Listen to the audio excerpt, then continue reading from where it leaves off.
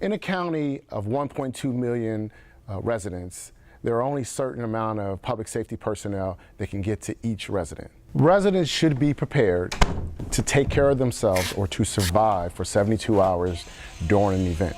Fairfax County recommends that you check on your neighbors to make sure that they're okay, particularly your older neighbors or your neighbors that have access and functional needs.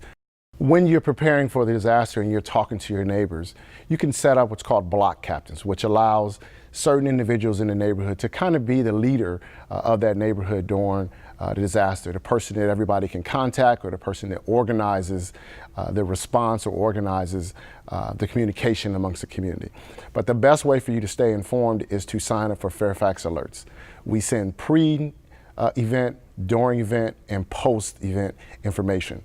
It's something that keeps you informed of what's going on in Fairfax County and what Fairfax County would like for you to do during an emergency. Prior to the disaster, Fairfax County OEM recommends that our residents look to join a volunteer organization. We have a Citizen Corps, we have Volunteer Fairfax. These are programs that allow you to be involved in your community and to assist our residents during a disaster. We're looking for all volunteers, any skill sets you can bring to the county to help our residents. We can't do what we need to do without volunteers from Fairfax County.